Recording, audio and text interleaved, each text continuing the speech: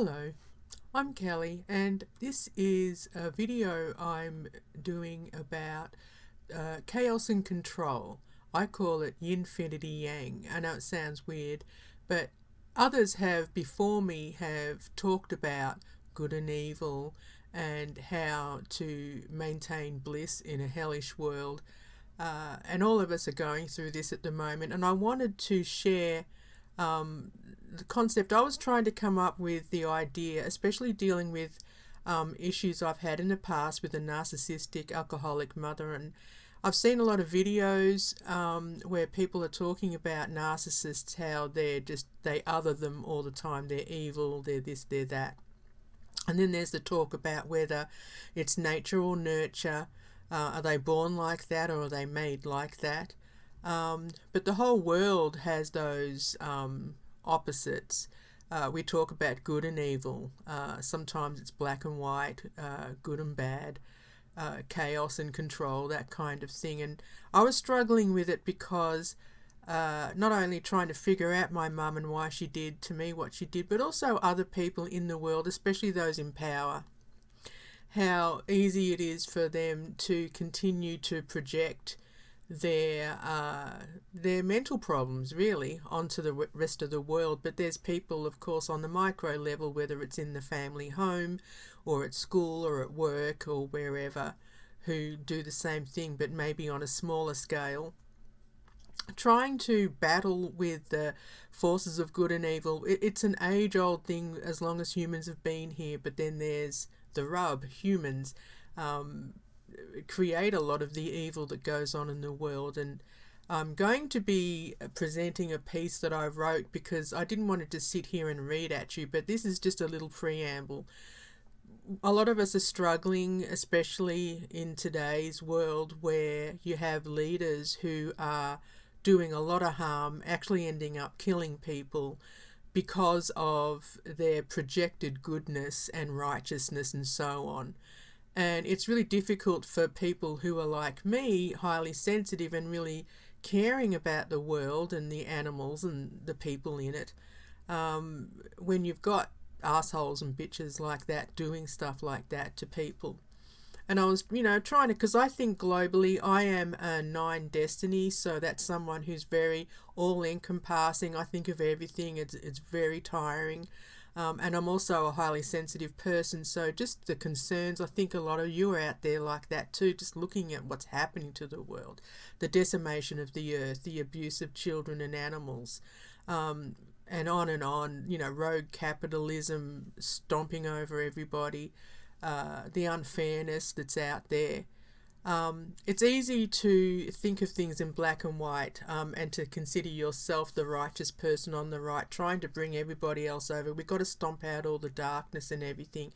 And yes, that is an ongoing battle that we should all continue to keep waging, but it's also internal, because a lot of what goes on inside gets projected outside. So I was thinking of that with the infinity symbol that's flowing. There's good and bad, and each one of us has the capacity for good and bad. It's a given when you're totally honest with yourself and you think about times, whether it be when you are driving along and someone from a different national background drives past like an idiot. You're going to be focusing on, typical, that race always does that.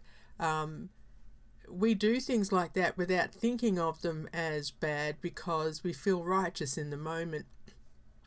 I wondered with my mum, were there ever things that I picked up on her that were narcissistic, and we could all say all of us have a little bit of narcissism in us, especially when it comes to greed, or when it comes to a desired result and the way we focus our energies if we really want something. There's a certain level of ego that's involved there, and but that doesn't mean that we're a total narcissist. But people who decide to go full-blown narcissist, how manipulative they get using gaslighting, dry begging and all that crap,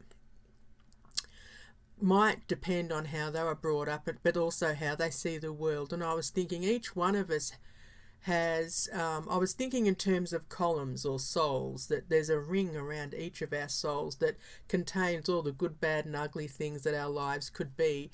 And depending on how we've evolved or what we've done and how we've learned things, that ring might stay at the base, good, I'm feeding good energy. But if you're a narcissist, it might come up and strangle the head. I don't know, I was trying to think of a way to illustrate it visually.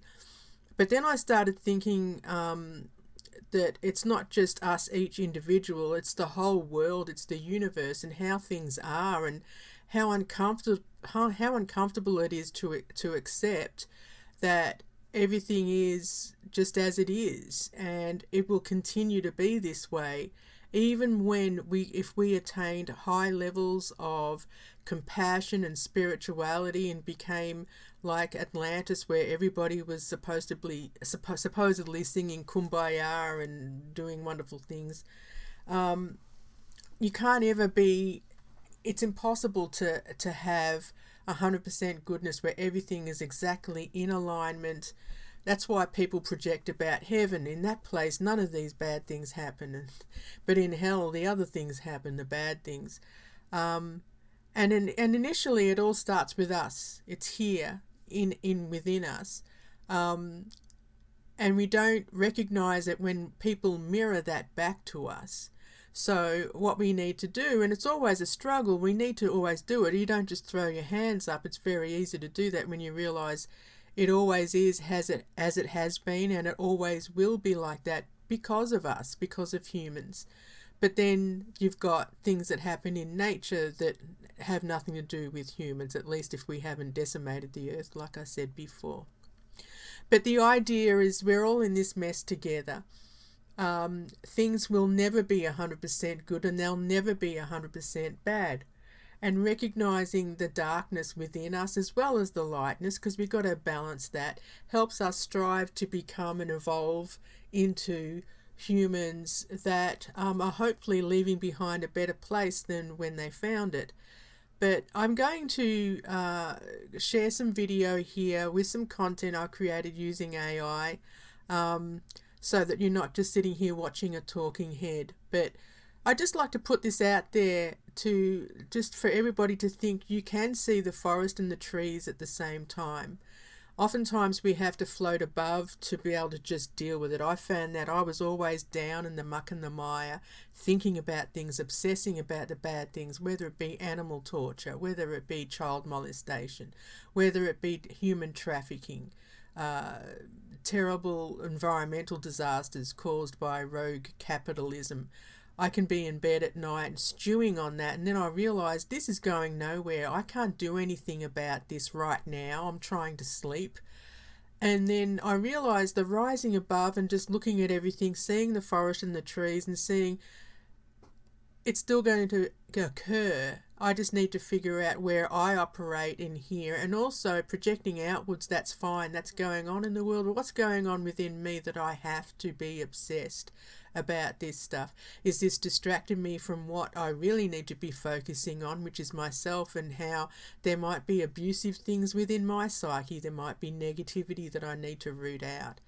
But I'm going to share this rant that I wrote out. I just didn't want to read to you, and please comment, let me know what you think about this, because I think that if we can rise above, I'm not talking about ascending and being high spiritual beings, but I'm just talking suspending ourselves above and accepting that the good, bad and the ugly exists within us, and it's all around us. So it's about how can we just bring ourselves up to a point where we can at least not be hurting each other in the world, and as things occur, understand them and deal with them, rather than constantly, back and forth, us against you and la-di-da, when we're all understanding of the fact that we're all connected, and that we are all capable of change, then we can be at peace with ourselves and then do more good work in the world without cascading down into those terrible pits of darkness,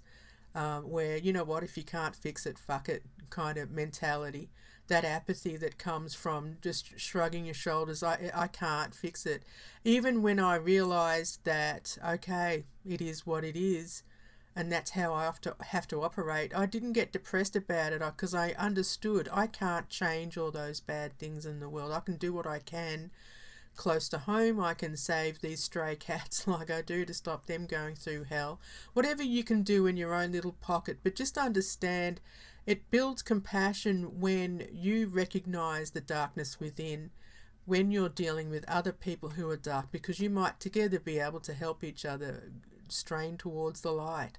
So take care, and as I said before, please comment and let me know what you think about the nature of good and evil, about life, and whether or not you agree that we cannot strive to be, vibrating at that 100% goodness with that white light. I mean, sometimes that can be so intense, whether it be toxic positivity or what have you. But I'll stop ranting. I'll let you listen to this other rant and let me know what you think.